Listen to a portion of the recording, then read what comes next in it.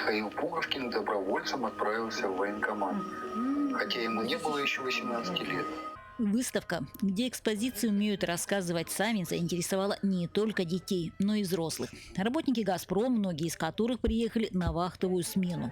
Особый интерес к истории Якутии. Я внук человека, который прошел войну, который получил ранение, у которого есть ордена, медали.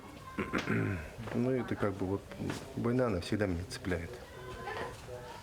Ну и, конечно, да, хорошо, что вот как есть такие выставки существуют, что вот нашему поколению что-то вот передается, потому что, вот, насколько я помню, знаю, в больших городах дети мало знают про войну. Вот. Есть темы материалов, по которым очень мало. Так, трагичная история переселения чурапчинцев. 1942-1944 годы. В 1942 году из-за засухи и голода в Чурапчинском районе власти Якутии приняли решение переселить 41 колхоз. Около 5000 человек, в основном женщины, дети и старики, в арктические улусы – Кобяйский, Жиганский, Булунский – для добычи рыбы на нужды фронта. Более того, долгое время об этом вслух не говорили. Жили в землянках, страдали от голода, холода и болезней. Итог. За 2 года погибло, по разным данным, от 1700 до 2300 человек.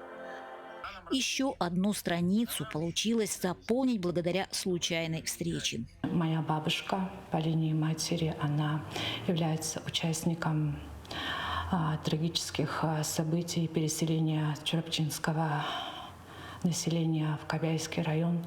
Тоже перенесла очень тяжелый период своей жизни. И тоже, к сожалению, она до старости не дожила. Именно по этой теме педагоги, работавшие над проектом, не нашли ни фотографии, ни тем более видео. Поэтому нам пришлось воспользоваться услугами искусственного интеллекта. Благодаря искусственному интеллекту нам удалось оживить эту страницу истории и помочь людям воспринять их более визуально. Вообще вот заинтересовывает людей выставка именно вот эта экспозиция?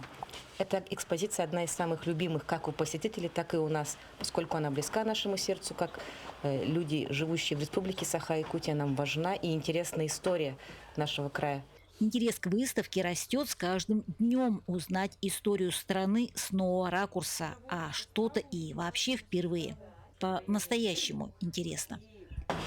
Для меня было открытием то, что очень мало информации про Якутию все-таки, про именно вот эта тема, про наших воинов. Приходилось по крупицам собирать буквально, потому что буквально несколько сайтов есть, на которые можно опираться, более-менее достоверные источники по этой теме. Вот, и все, что собрали, мы буквально уместили вот в эти гексы, вот в эту экспозицию. Елена Фаст, Максим Копылов, Алекминск.